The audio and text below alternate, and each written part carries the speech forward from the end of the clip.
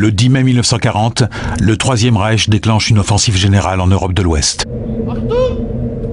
Les nazis commettent crimes de guerre sur crimes de guerre.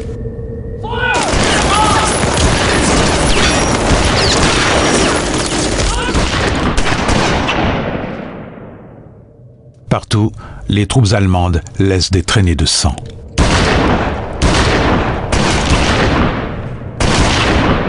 Les prémices des meurtres de masse qui vont devenir systématiques un an plus tard sur le front de l'Est.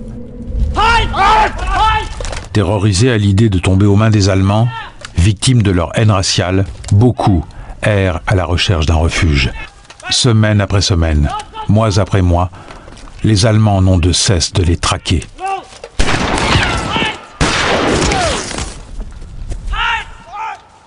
Ceux qui sont retrouvés sont souvent assassinés. Et leurs cadavres sont abandonnés sur place. Les soldats africains sont même dépossédés de leurs papiers militaires. Ils resteront des soldats inconnus, privés de dignité, jusque dans la mort. Pour la propagande allemande, au nom de quoi cette race inférieure, ces sous-hommes, auraient-ils le droit de participer à cette grande boucherie entre nations civilisées ?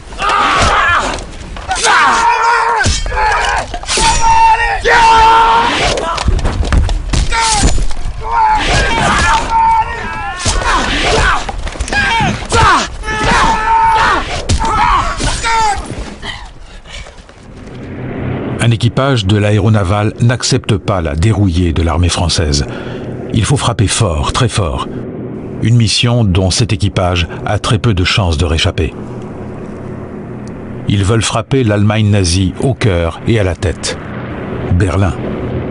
Baptisé le Jules Verne, repeint en noir, chargé de bombes et de réservoirs d'essence supplémentaires, l'avion est un piège mortel. Le bombardement de Berlin, le premier de la Seconde Guerre mondiale, commence.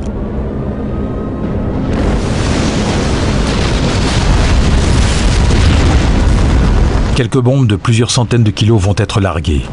Puis le Jules Verne continue son tour de Berlin en 80 bombes incendiaires, larguées à la main.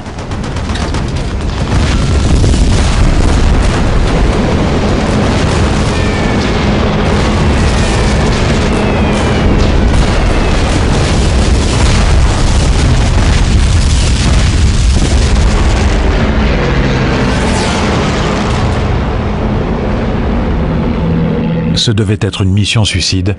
L'équipage rentre sain et sauf, en héros. On va monter à l'assaut. Préparez vos baïonnettes. Le 15 juin, à l'entrée de Troyes, le lieutenant Tétinger n'a plus qu'une poignée d'hommes et plus de munitions. Michel Tétinger demande à ses soldats de se préparer à un ultime combat. Pour l'honneur. Pour la France!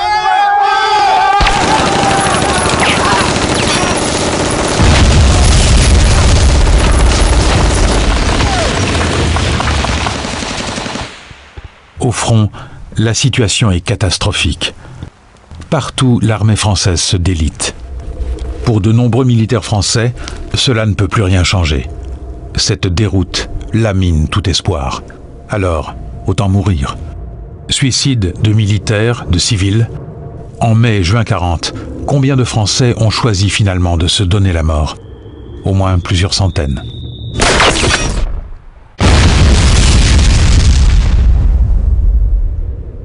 Le 7 juin, après plusieurs jours de combats acharnés dans la Somme, le capitaine Enchorere se résout à la reddition. Assis. Emmenez-la, dépêchez-vous, hein!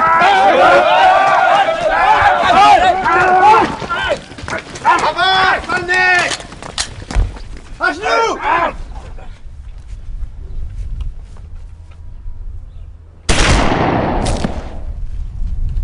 À quelques dizaines de kilomètres, une autre unité coloniale s'acharne à respecter cet ordre, tenir sans esprit de recul. Un des soldats se nomme Jean-Baptiste Enchorere, un des fils du capitaine Enchorere.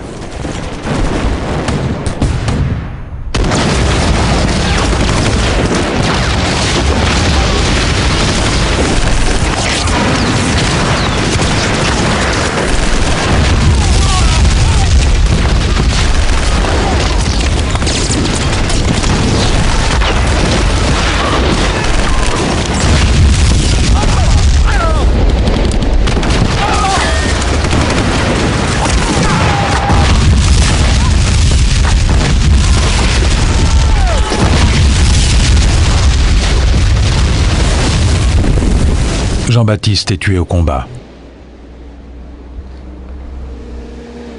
Ce 10 juin, ses officiers et leurs soldats se rendent après d'âpres combats.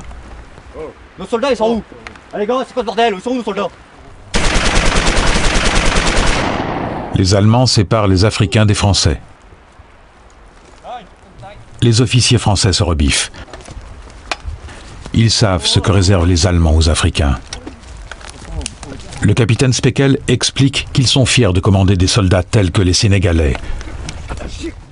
Des paroles qui signent leur arrêt de mort.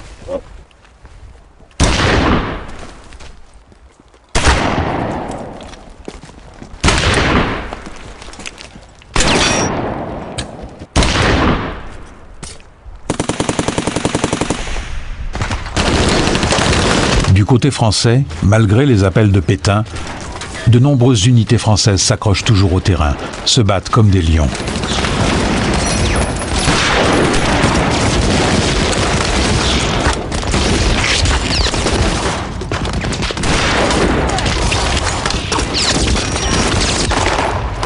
Pour des dizaines de milliers de soldats, il n'y a plus qu'à se rendre, à subir.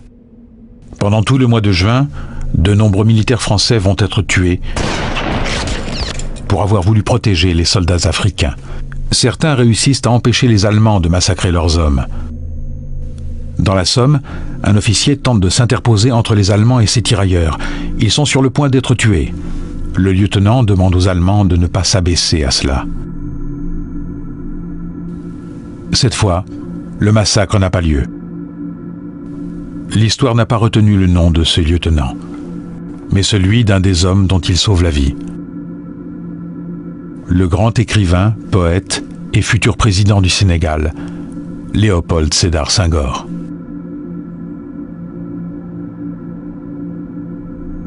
La France entre dans 4 années de ténèbres, de ce mois de juin 1940 à un autre mois de juin.